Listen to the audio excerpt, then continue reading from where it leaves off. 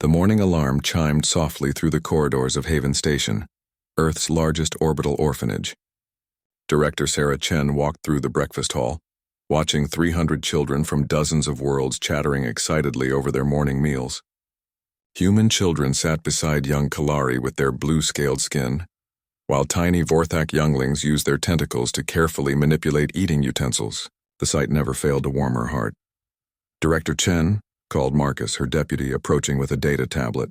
"We've received another batch of applications from the Outer Rim. 17 more children whose parents were lost in the mining accidents on Kepler 442b. Sarah nodded grimly. The galaxy was a harsh place, and war, disease, and industrial accidents created orphans faster than most worlds could care for them. That's why Earth had established the Galactic Orphan Initiative 30 years ago. Humans had always possessed an unusual capacity for adopting and caring for children who weren't their own species. Other races found this behavior puzzling, even disturbing. The Hegemony Council had repeatedly questioned why humans would waste resources on genetic dead ends from other species. "Approve them all," Sarah said, watching a human teenager help a young Zelonian learn to use a fork with her crystalline fingers. "We'll make room." The breakfast continued peacefully until the proximity alarms began wailing. Sarah's communicator crackled to life immediately. "Director, this is Station Control. We have 12 unidentified vessels approaching fast. They're not responding to hail attempts." Sarah's blood chilled. Haven Station was in Earth's home system, protected by both planetary defense grids and the First Fleet. No hostile force should be able to get this close. "All children to emergency shelters immediately," she announced over the intercom, trying to keep her voice steady. "This is not a drill." Trained staff members began guiding the children toward the reinforced areas of the station. The older kids helped carry the younger ones, their faces showing confusion and growing fear. Sarah rushed to the command center where she found her senior staff gathered around the tactical display. "Who are they?" she demanded. "Zellan supremacy vessels," replied Chief Security Officer Rodriguez, his face pale. 12 heavy cruisers. They've bypassed our outer defenses somehow. The Zellan supremacy was a radical faction that believed in genetic purity above all else. They viewed other species as contamination and had been growing bolder in their attacks on mixed settlements throughout the galaxy. But they had never dared strike at Earth's home system before. "Where's the First Fleet?" Sarah asked. "Admiral Morrison took most of the fleet to assist with the crisis in the Centauri system. Only 3 ships remain in system, and they're scrambling to reach us now." On the main screen, the sleek, predatory shapes of Zellan warships grew larger. Their hulls were a deep purple-black, covered in aggressive spines and weapon ports.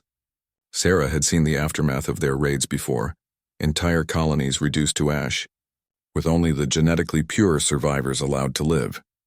"Incoming transmission," announced the communications officer. The main screen flickered, revealing the angular face of a Zellan commander. Their species resembled tall, thin humanoids with elongated skulls and silver eyes that seemed to glow with cold intelligence.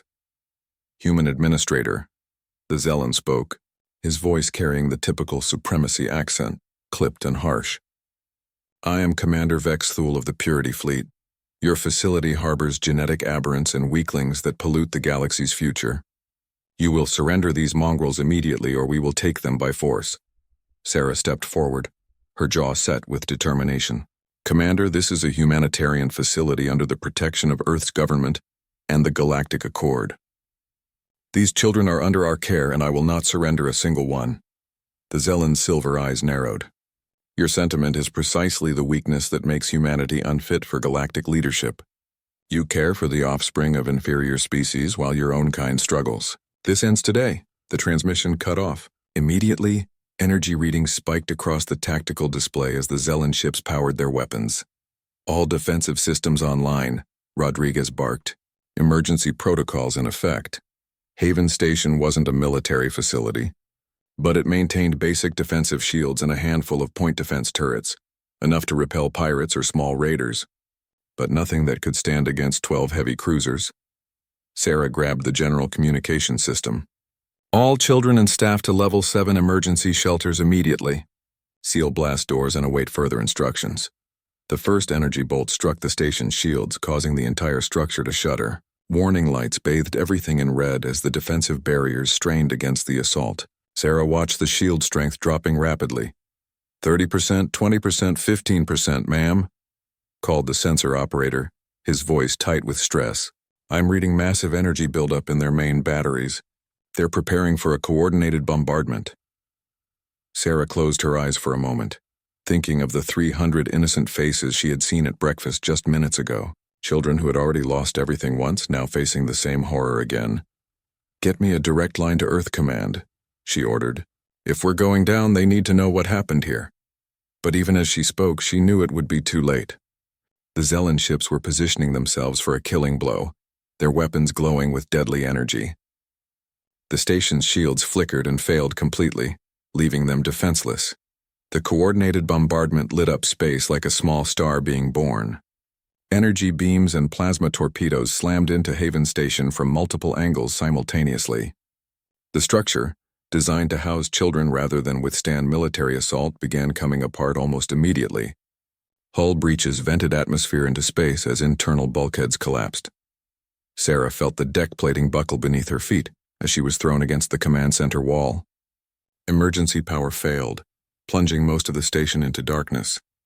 Through the observation windows, she could see pieces of the station spiraling away into the void, some still glowing from the heat of the weapons that had torn them free. In the distance, she glimpsed the approaching lights of Earth's remaining defense ships, but they were still minutes away. Too late to save the station.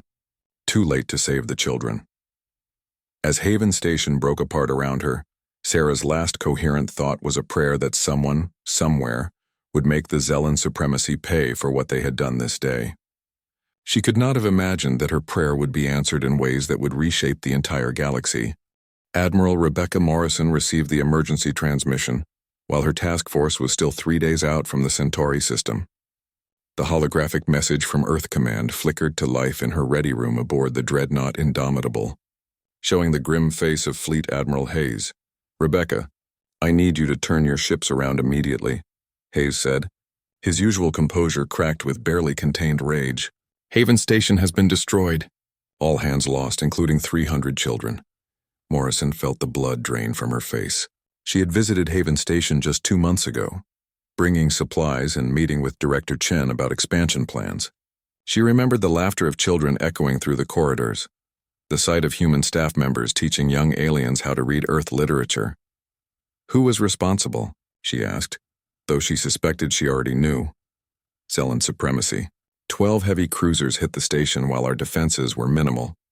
They broadcast their attack across multiple frequencies, making sure everyone would know what they had done. Hayes paused, his jaw working with suppressed fury. Rebecca, I'm authorizing Protocol 7, Morrison's breath caught. Protocol 7 was humanity's ultimate military response, reserved for threats to the species' survival or attacks so heinous they demanded total retaliation. It had never been invoked before. Sir, are you certain? Protocol 7 means— I know exactly what it means, Hayes interrupted. The cabinet has already voted. The president signed the authorization 20 minutes ago. As of this moment, the Terran Federation is at war with the Zelen supremacy and any government that provides them aid or sanctuary. The transmission ended, leaving Morrison staring at the now dark hologram. Around her, the Indomitable's war room hummed with quiet efficiency, but she knew that was about to change dramatically. She activated the ship-wide communication system. All hands, this is Admiral Morrison. Set course for Earth immediately, maximum burn. Navigation. Plot the fastest route home regardless of fuel consumption. She paused, considering her next words carefully. As of this moment, we are at war. Across human space, similar scenes played out on hundreds of vessels. The Merchant Marine received mobilization orders, transforming cargo haulers into troop transports and supply ships. Space stations began converting their industrial capacity from civilian goods to military hardware. Most significantly, the vast network of human colonies throughout the galaxy began implementing the Diaspora Protocol. Humanity had learned hard lessons from Earth's violent history. Unlike other species that concentrated their populations and resources on homeworlds, humans had deliberately spread across thousands of worlds and space habitats. This diaspora wasn't just for economic reasons. It was a survival strategy designed to ensure that no single attack could cripple human civilization. Captain Elena Vasquez received her orders while commanding the exploration vessel Pioneer near the galactic rim. Her mission changed instantly from stellar cartography to something far more urgent: activating the sleeper networks. For 70 years, humans had been quietly establishing hidden supply depots and automated defense platforms throughout neutral space.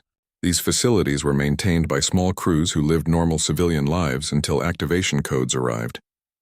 Most galactic powers suspected these networks existed, but none had ever found more than a handful of sites. Communications. Transmit activation sequence Omega-7 to all sleeper cells in grid sectors 40 through 60, Vasquez ordered. Authorization Morrison 77 Alpha. Throughout the galaxy, hidden facilities began awakening. Asteroid mining stations revealed concealed weapon manufacturing bays. Agricultural colonies started producing military-grade supplies alongside food crops. Remote research outposts began broadcasting targeting data for human military units. The response wasn't limited to official military channels. Across human space, civilian populations began mobilizing with a coordination that shocked even longtime allies. Children's grief counselors became intelligence analysts. Retired soldiers returned to active duty without being asked. Engineers abandoned civilian projects to design new weapon systems. Dr. James Park had been working on sustainable farming techniques for new colonies when the news reached his laboratory on New Geneva. Like millions of other humans, his priorities shifted instantly. His team's research into rapid crop growth suddenly became research into accelerated military supply production. If we modify the protein synthesis equations, he explained to his colleagues, we can produce combat rations that provide enhanced nutrition for extended military operations. The Zelans will need to eat too, and we can make sure our people are better fed. Similar scenes occurred throughout human space. Xenobiologists studying alien ecosystems began analyzing Zelan worlds for potential weaknesses. Entertainers started producing propaganda that reminded everyone why they fought. Even children in schools began collecting recyclable materials for the war effort. But perhaps the most significant response came from an unexpected source. The other orphans, David, Kim had graduated from Haven Station 5 years earlier and now worked as a junior engineer on Luna City. When news of the attack reached him, he didn't report to work the next day. Instead, he began making calls to other Haven graduates scattered across human space. They killed our little brothers and sisters, he told Maria Santos, who had found a new family with human parents on Tau Ceti Prime. We can't let this stand. The Haven Network, as they came to call themselves, had advantages that even human intelligence agencies envied. They had grown up together, learning to communicate across species barriers and cultural differences. Many were now adults working in industries throughout human space, and they all shared one driving motivation: revenge for their murdered family. Maria used her position at a starship design firm to pass technical specifications to the military. David provided detailed structural analyses of Zelan ship designs based on his engineering expertise. Others contributed intelligence gathered from their positions in trade, diplomacy, and research. Meanwhile, the broader galactic community watched with growing unease as humanity's response took shape. The Hegemony Council had grown accustomed to human restraint and diplomacy. They had expected protests, economic sanctions, perhaps limited military action against the specific raiders responsible. Instead, they witnessed something unprecedented in galactic history: an entire species mobilizing for total war with the coordinated efficiency of a single organism. Ambassador Theclor of the Colossan Empire sent urgent messages to his homeworld. The humans are not responding as predicted. Their military buildup suggests preparation for sustained campaign warfare, not limited retaliation. They appear to be treating this as an existential threat to their species. He was more correct than he realized. In secret facilities throughout human space, weapons designers were working on technologies that violated several galactic warfare conventions. If the Zelans wanted to play by their own rules, humanity was prepared to show them what unrestricted warfare really looked like. The Zelan supremacy, meanwhile, celebrated their glorious victory over the mongrel shelter. Commander Vexthal received commendations for eliminating genetic pollution from the galaxy. Their leadership dismissed human military preparations as empty posturing from a species too weak to commit to real war. They would soon learn their mistake. But by then it would be far too late to prevent the storm that was gathering among the stars.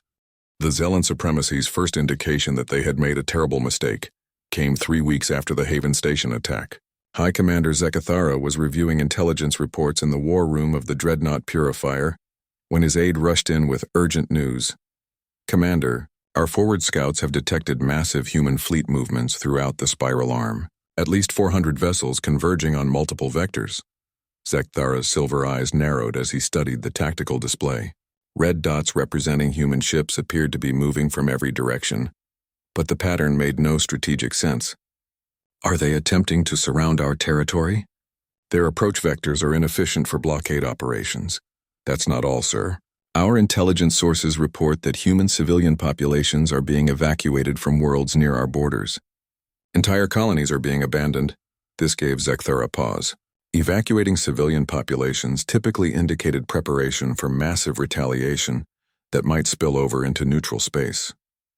But humanity had always been cautious about civilian casualties, even during previous conflicts. Their evacuation efforts usually focused on protecting non-combatants, not positioning them away from potential combat zones. "Perhaps they fear our righteous response to their harboring of genetic aberrants," Zekthara mused. "Very well. Order the 3rd and 5th fleets to advance positions. If humans wish to engage in real warfare, we shall accommodate them." What Zekthara didn't realize was that the evacuations had nothing to do with protecting civilians from Zellan retaliation. The humans were clearing the area because they intended to demonstrate why their species had earned such a fearsome reputation during their early space expansion.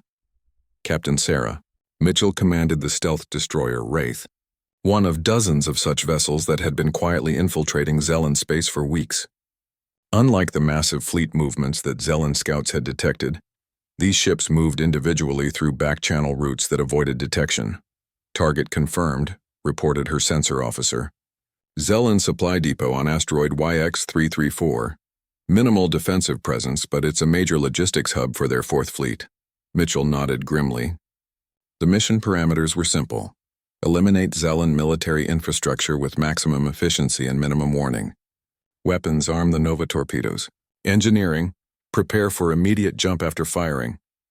Nova torpedoes were humanity's newest military technology, developed specifically for this war. Unlike conventional explosives, they used controlled fusion reactions to turn targets into miniature suns. The weapons violated the Galactic Warfare Convention's restrictions on stellar-class weapons. But humanity had withdrawn from those treaties the day after Haven Station's destruction.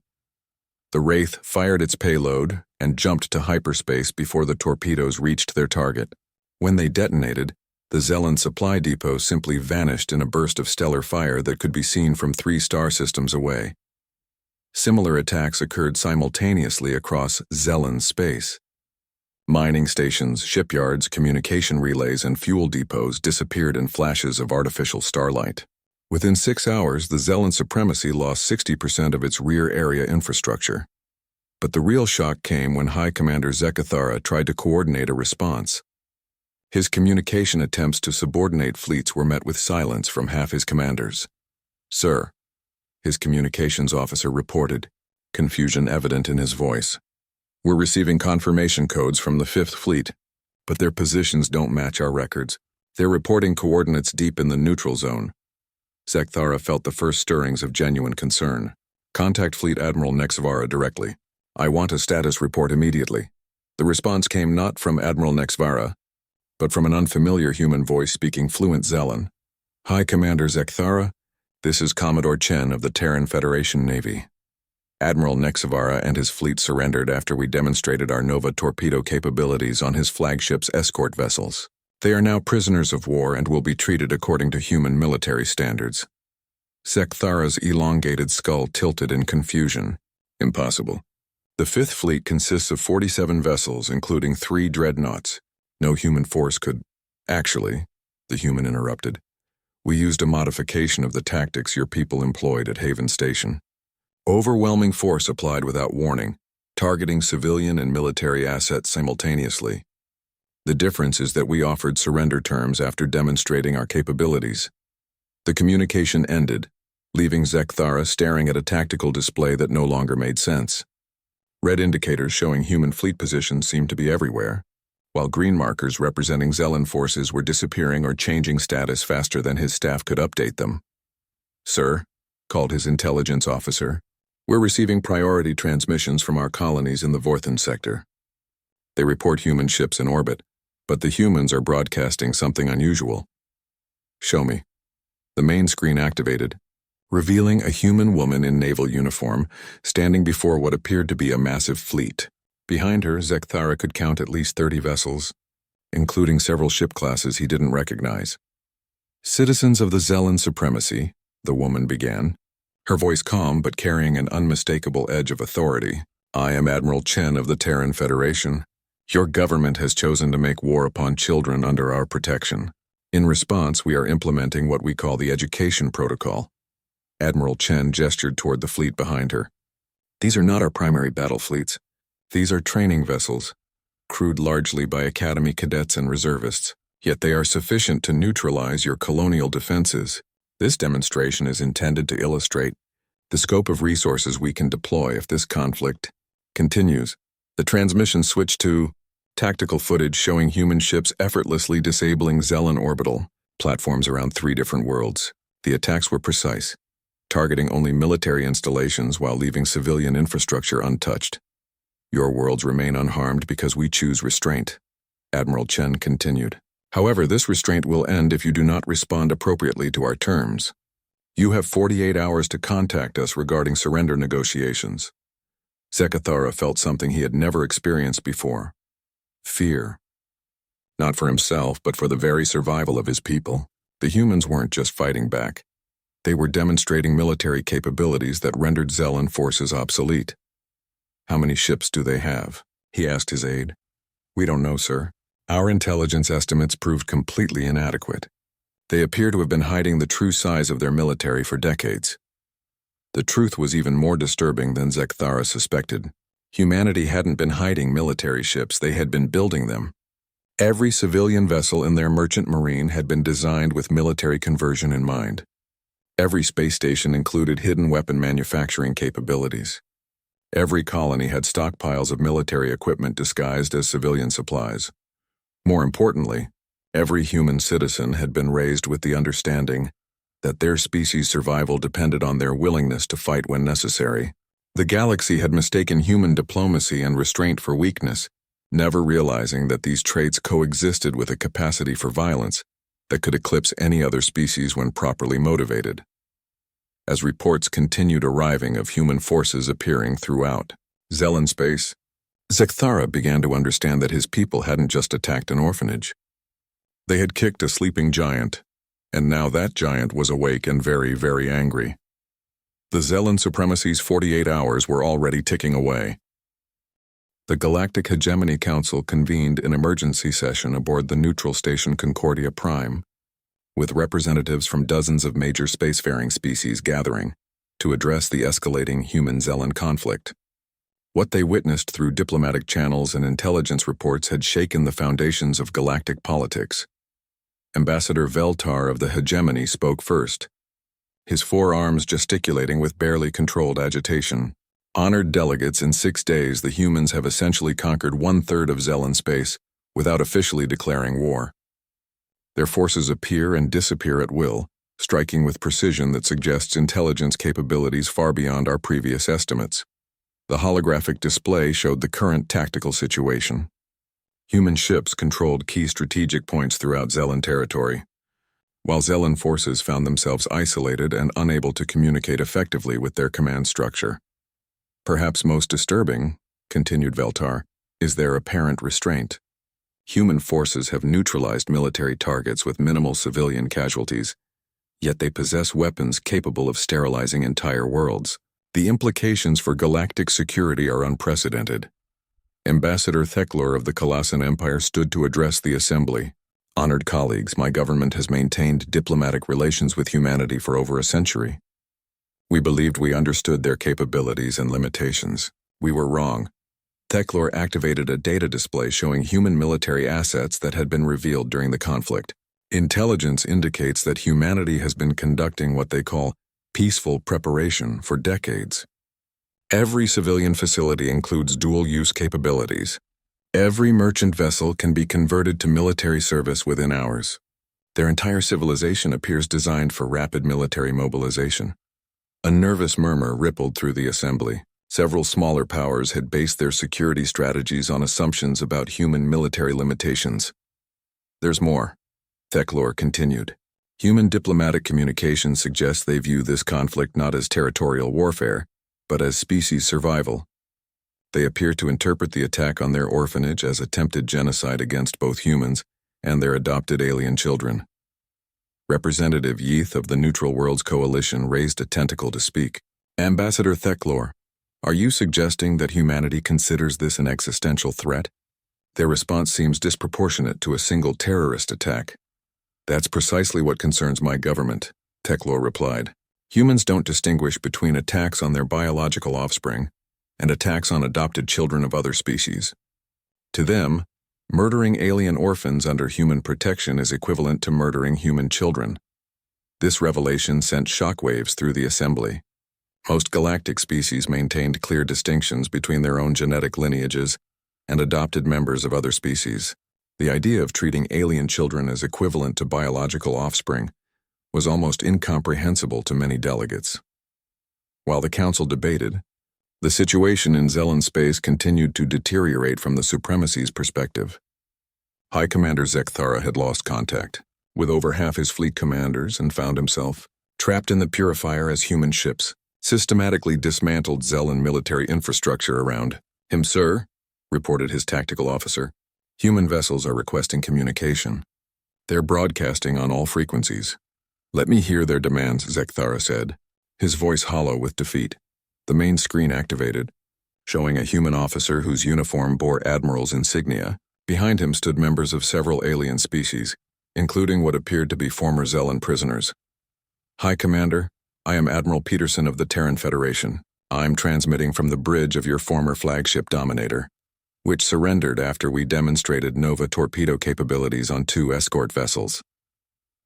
Zekthara felt his heart skip a beat. The Dominator was Admiral Vexkol's command ship, one of the most powerful vessels in the Zellan fleet. Your admiral and crew are being treated well, Peterson continued, as are prisoners from 17 other vessels that chose surrender over destruction. I'm contacting you to offer the same terms we've extended to your other commanders. What terms? Zekthara asked, though he suspected he already knew.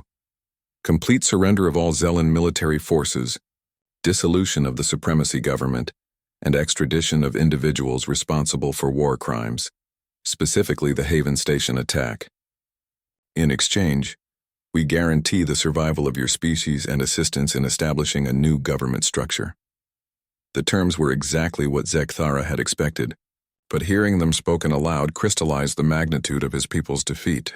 In less than a week, humanity had reduced the Zellan supremacy from a major galactic power to a conquered territory. And if we refuse? He asked. Admiral Peterson's expression didn't change, but something cold flickered in his eyes. High Commander, we've been very careful to minimize civilian casualties during this operation. That restraint continues only as long as you cooperate with surrender negotiations. The implicit threat was clear. Humanity possessed the capability to exterminate the Zellan species entirely, but chose not to exercise it. Yet, I need time to consult with my government, Zekthara said.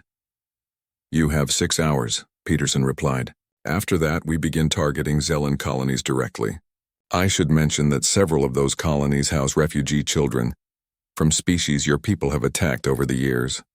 We take the protection of children very seriously. The transmission ended, leaving Zekthara alone with the ruins of his military career and his species' future. Around him, his bridge crew waited for orders that he no longer had the authority or capability to give. Meanwhile, in a secure communication chamber aboard the human flagship Indomitable, Admiral Morrison was receiving reports from fleet commanders throughout Zellan space. The tactical picture showed complete human victory across multiple star systems. Ma'am, reported Captain Williams, Admiral Chen's task force reports successful occupation of the Vorthan shipyards. Zellan forces surrendered without resistance after we demonstrated Nova torpedo capabilities. Morrison nodded, checking off another objective on her tactical display. What about civilian populations? Minimal displacement. Our occupation forces are focusing exclusively on military assets and government facilities. Civilian infrastructure remains functional under human protection. This had been crucial to the operation's success. Rather than the wholesale destruction typically associated with galactic warfare, humanity had implemented what they called surgical conquest, neutralizing enemy military capabilities, while preserving civilian populations and infrastructure. Admiral, interrupted her communications officer, we're receiving priority transmission from the Galactic Hegemony Council. They're requesting immediate cessation of hostilities and human participation in peace negotiations. Morrison almost smiled. The Council had spent decades treating humanity as a minor power, whose opinions could be safely ignored. Now they wanted to negotiate. Transmit standard diplomatic response, she ordered. The Terran Federation will consider hegemony mediation after Zellan surrender is complete and war criminals are in human custody. She paused, considering the broader implications of the past week. Humanity had revealed military capabilities that would fundamentally alter galactic power structures. Other species would need to recalculate their assumptions about human strength and intentions. Also transmit a general message to all galactic powers, Morrison added. Inform them that the Terran Federation remains committed to peaceful coexistence with all species. However, attacks on children under our protection will be considered acts of war against humanity itself. As the message went out across the galaxy, billions of beings began to understand that the balance of power had shifted permanently. Humanity had shown that their capacity for nurturing and protecting the young was matched only by their willingness to utterly destroy anyone who threatened that protection. The Zellan supremacy's 48 hours had become 6 hours, and even that deadline was approaching rapidly. The surrender ceremony took place aboard the human flagship Indomitable, with representatives from the Galactic Hegemony Council observing via secure transmission. High Commander Zekathara stood before Admiral Morrison, his silver eyes reflecting the humiliation of total defeat. Behind him, what remained of the Zellan supremacy's leadership waited in restraints. The Zellan supremacy formally surrenders all military assets to the Terran Federation. Zekathara spoke the words that had been dictated to him, each syllable feeling like acid in his throat. We accept full responsibility for war crimes committed against civilian populations and submit to human judgment. Admiral Morrison nodded formally, but her expression remained cold. High Commander, before we proceed with the occupation protocols, you will provide complete intelligence on Commander Vexthul and his immediate superiors. The individuals responsible for the Haven Station attack will face human justice. Zekathara's hands trembled slightly as he activated a data pad. Commander Vexthul is currently stationed at the Cathara military complex. Supreme Commander Wethek ordered the attack personally. Both are considered heroes by our remaining hardline factions. Not anymore, Morrison replied. Admiral Chen, begin Phase 2 operations immediately. Unknown to the Zellan leadership, humanity had been planning far beyond simple military conquest. Phase 2 involved what human strategists called cultural reconstruction, systematically dismantling the ideological foundations that had made the supremacy possible. On Cathara Prime, the Zellan Military Academy had been training officers in genetic purity doctrine for 3 generations. Students learned that other species were evolutionary mistakes that contaminated the galaxy's genetic future. These beliefs weren't just military strategy, they formed the core of Zellan identity. Captain Rodriguez led the human occupation force that surrounded the Academy complex. Unlike the precision strikes that had characterized the war's early phases, this operation required delicate handling. They were dealing with young Zellan cadets whose entire worldview was based on supremacist ideology. Remember, Rodriguez told his troops, these aren't hardened war criminals. They're children who've been indoctrinated since birth. We're here to educate, not eliminate.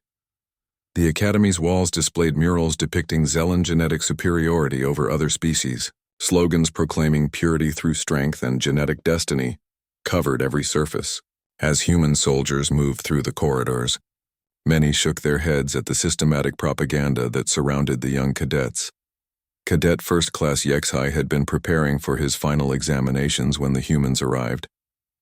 His studies focused on genetic classification protocols and inferior species management theory. The concept seemed natural to him. After all, he had grown up believing that Zelans were biologically destined to rule the galaxy. "You will come with us," the human soldier said, his voice not unkind but absolutely firm. "Educational review is mandatory for all Academy personnel. HFY expected to be imprisoned or executed." Instead, he found himself in a classroom aboard a human vessel, surrounded by other confused cadets. The human instructor was a middle-aged woman whose manner reminded him of his childhood teachers. "Good morning," she said in fluent Zelan. "I'm Dr. Sarah Kim, and I'll be helping you understand some things about the galaxy that your previous education may have missed."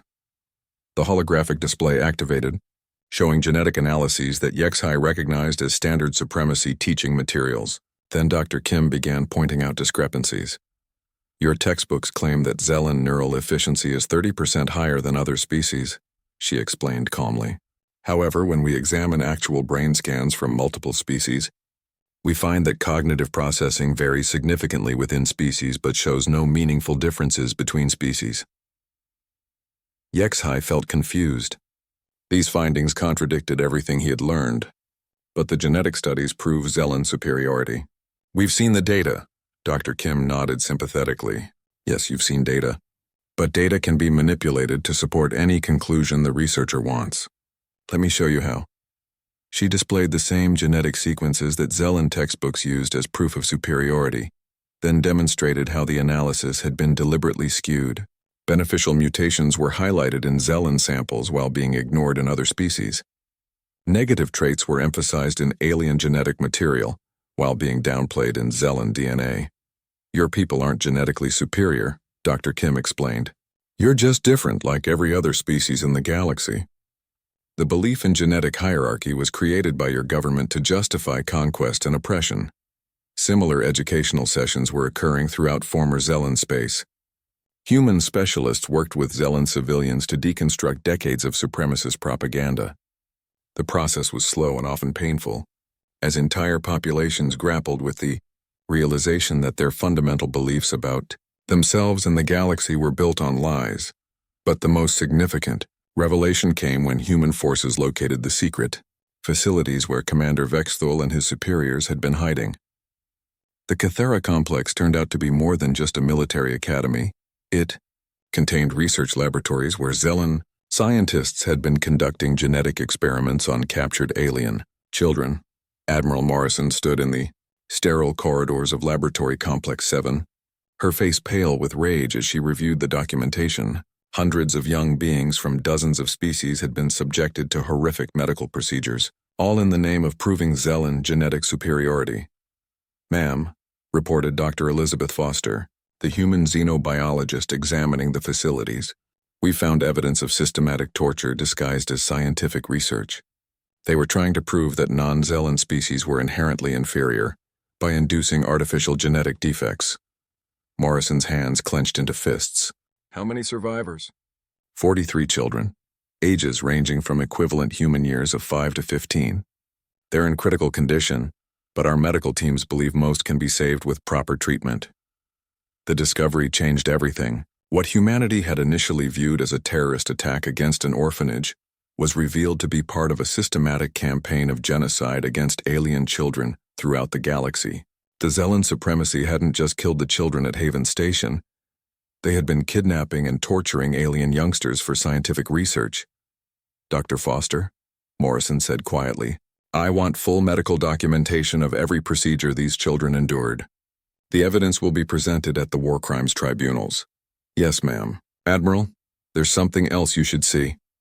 Dr. Foster led Morrison to a secured vault containing thousands of data files. The records showed that the Zelan supremacy had been planning what they called the final purification, the galaxy-wide campaign to eliminate all non-Zelan children to prevent future generations of genetic contamination. Haven Station hadn't been a random target. It had been selected as the opening move in a campaign of xenocide that would have eventually targeted every mixed population center in the galaxy. Morrison studied the files with growing horror. The supremacy had identified human adoption centers, Calasan refugee camps, and hegemony integration facilities as primary targets. They had planned to murder millions of children across dozens of worlds. "Get me Fleet Command," she ordered. The charges against Zellan leadership just escalated from war crimes to attempted genocide.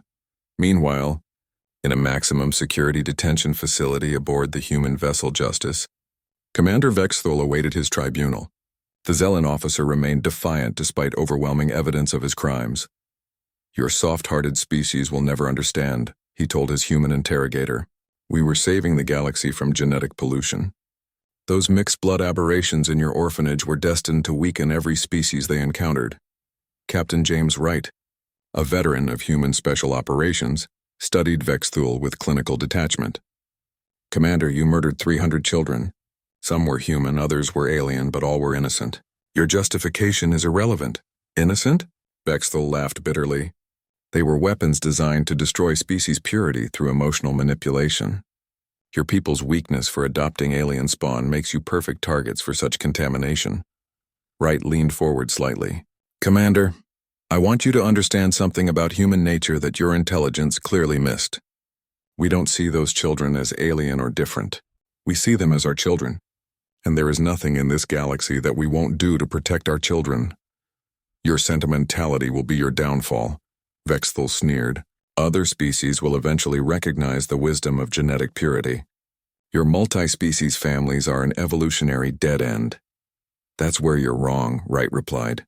"Those families are our greatest strength. Every alien child we've raised grows up understanding that species differences are superficial. They become bridges between cultures, translators between worlds, and proof that cooperation is stronger than competition." He activated a holographic display showing human colonies throughout the galaxy. "Do you see those worlds thriving with mixed populations? Those aren't genetic accidents. They're the future of galactic civilization. And you tried to destroy it." Vexthul's silver eyes narrowed as he studied the images of humans and aliens working together, playing together, playing together, living together as families. For the first time since his capture, he looked uncertain. "Your tribunal begins tomorrow," Wright continued. "You'll face judges representing every species you targeted for extermination. They'll decide whether you live or die based on human concepts of justice, concepts that value life over genetic purity." As Wright left the detention cell, he reflected on the broader implications of the war. Humanity had revealed capabilities that shocked the galaxy. But more importantly, they had demonstrated values that other species were beginning to understand and respect. The Zellan supremacy had attacked human children believing it would weaken human resolve. Instead, they had triggered a response that would reshape galactic civilization for generations to come. The War Crimes Tribunal convened 6 months after the Zellan surrender, held aboard the massive human judicial vessel Scales of Justice in neutral space. Representatives from 47 different species served as judges, witnesses, and observers. The proceedings were broadcast across the galaxy, ensuring that every civilized world could witness justice being served. Commander Vexthul stood in the defendant's dock, flanked by the other architects of the Haven Station attack and the broader genocide conspiracy. Supreme Commander Ethek, despite his advanced age, showed no remorse as he faced the multi-species tribunal. "The defendants are charged with crimes against sapient life," announced Chief Justice Martinez, a human legal expert who had spent decades studying interspecies law, specifically the murder of 300 children at Haven Station, conspiracy to commit galactic genocide, torture and medical experimentation on prisoners, and violation of the Galactic Warfare Conventions. The evidence presentation took weeks. Survivor testimony from the secret laboratories brought several judges to tears. Video footage from Haven Station's final moments caused others to leave the courtroom. Most damning were the Supremacy's own records, detailing their plans for systematic extermination of non-Zellan children throughout the galaxy. Dr. Elena Vasquez, one of the few survivors from Haven Station staff, testified about the children who had died under her care. "Little Kira was only 6 years old," she told the tribunal, her voice steady despite the tears in her eyes. She was a hegemony orphan whose parents died in a mining accident. She had just learned to write her name in standard galactic script. She was so proud of showing us her letters. Dr. Vasquez displayed a children's drawing that had been recovered from Haven Station's wreckage. It showed stick figures of different colors holding hands around what appeared to be a space station. "Kira drew this picture the day before she died," Dr. Vasquez continued. "She told me it showed all her friends living together happily. She said that when she grew up, she wanted to help other children find families too. The courtroom remained silent as the image was displayed for all to see. Even some of the Zelen defendants seemed affected by the child's innocent artwork. But the testimony that truly shocked the galaxy came from an unexpected source. Cadet HFY, the young Zelen officer who had undergone re-education after the Academy's capture. Honored judges, he said in carefully practiced standard galactic, I was taught from childhood that other species were genetic mistakes. I believed this completely until humans showed me the truth about our so-called scientific studies. HFY activated a holographic display showing the genetic research that had shaped his education. These analyses were falsified to support predetermined conclusions. Real genetic diversity between species is minimal and meaningless for determining intelligence or worth. He paused, gathering courage for what came next. I volunteered to serve on the raid that destroyed Haven Station. I believed we were preventing genetic contamination. Now I understand that we murdered children who were loved and wanted by their human families. The young Zelen's voice broke slightly. I cannot undo what I participated in, but I can testify that the supremacy's ideology was built on lies. Every child we killed could have grown up to contribute to galactic civilization. His testimony proved devastating to the defense's claims that they had acted according to legitimate scientific principles. When genetic experts from multiple species confirmed that the supremacy's research was fraudulent, even the most lenient judges began calling for maximum penalties. Meanwhile, throughout former Zelen space, the reconstruction effort continued. Human administrators worked with moderate Zelen leaders to establish new government structures based on egalitarian principles, rather than genetic hierarchies. The city of New Cathera had become a symbol of this transformation. Where supremacist monuments once stood, new structures celebrated cooperation between species. The former military academy now housed an interspecies school where young Zelens learned alongside children from dozens of other worlds. Governor Sarah Chen, sister of Haven Station's fallen director, oversaw much of the reconstruction effort. Her appointment had been controversial among some human officials who felt that someone with such personal losses might be too harsh on former enemies. Instead, Governor Chen had proven remarkably effective at building bridges between species while maintaining firm standards for justice. The goal isn't revenge, she explained to a gathering of Zelen civic leaders. The goal is ensuring that nothing like this ever happens again. That means teaching your children to value life regardless of species origin. She activated a holographic display showing the new curriculum being implemented in Zelen schools. Your young people will learn real science, not propaganda disguised as research. They'll study the contributions that every species has made to galactic civilization. One of the Zelen leaders, former General Kexthor, raised a tentacled appendage to speak.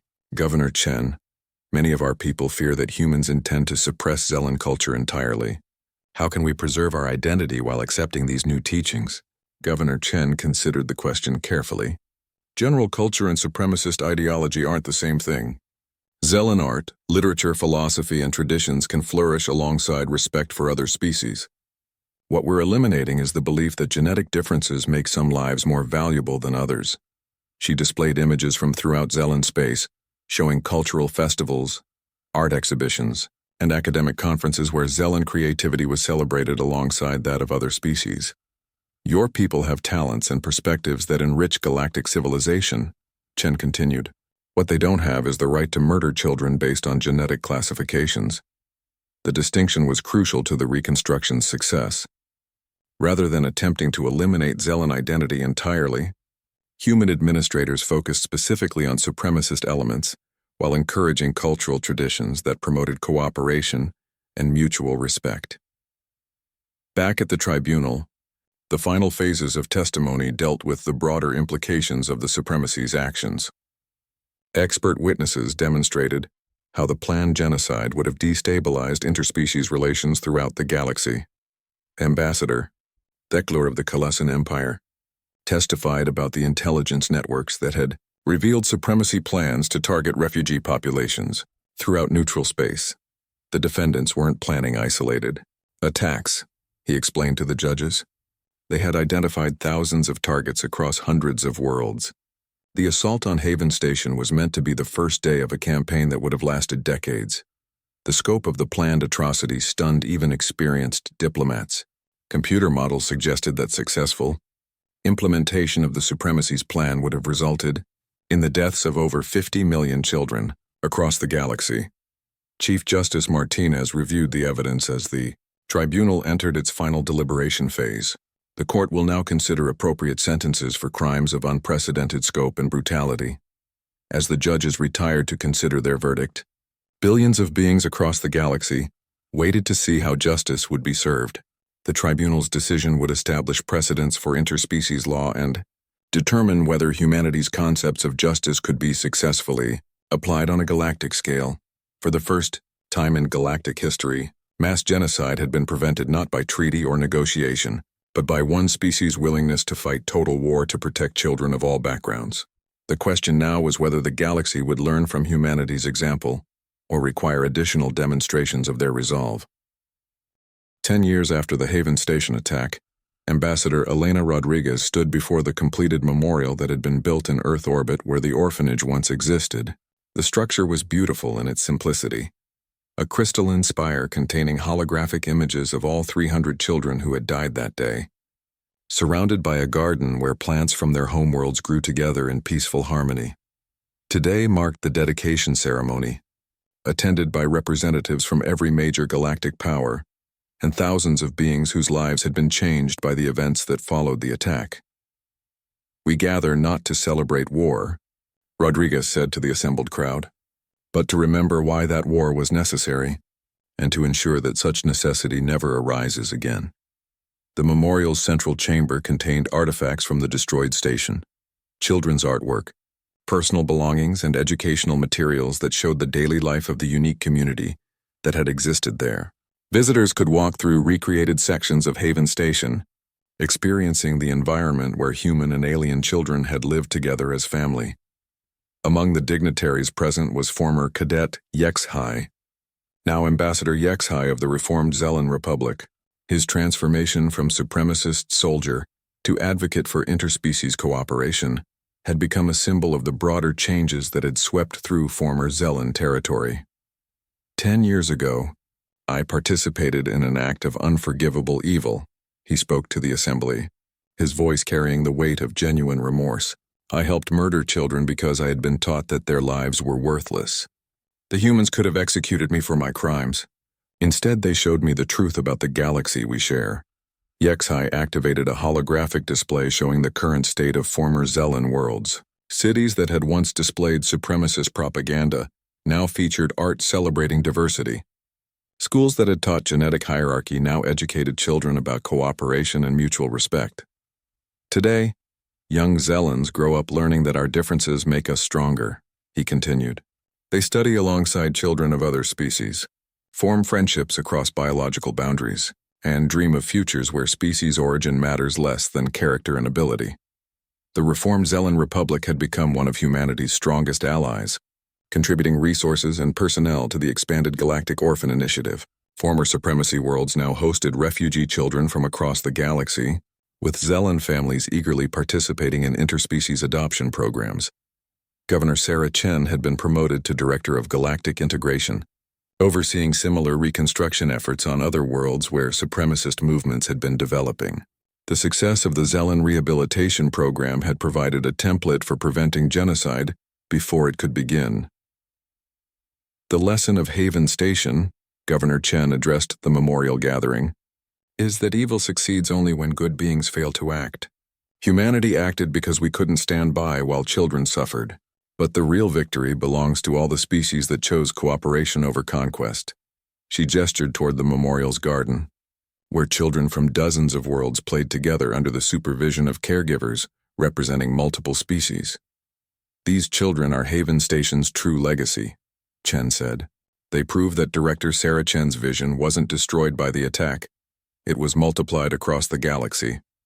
The expanded Galactic Orphan Initiative now operated facilities on over 200 worlds, caring for displaced children and facilitating adoptions across species lines. What had begun as a uniquely human practice had become a galaxy-wide movement. with species throughout known space embracing the concept of interspecies families. Admiral Morrison, now retired from active service, served as the memorial's chief administrator. She had spent the past decade documenting the events surrounding the war and their aftermath, ensuring that future generations would understand both the horror of supremacist ideology and the power of unified resistance against it. The Zellan supremacy made one critical miscalculation, Morrison explained to a group of visiting students. They assumed that attacking children would make humanity withdraw from galactic affairs to protect our remaining young. Instead, it convinced us that the entire galaxy needed protection from such thinking.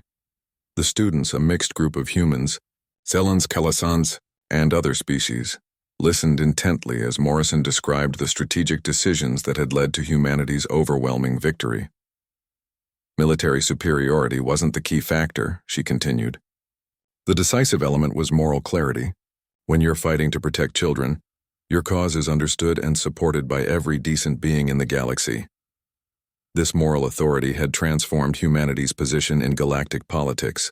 The Hegemony Council now included human representatives in leadership roles, and human military forces served as peacekeepers in conflicts throughout known space.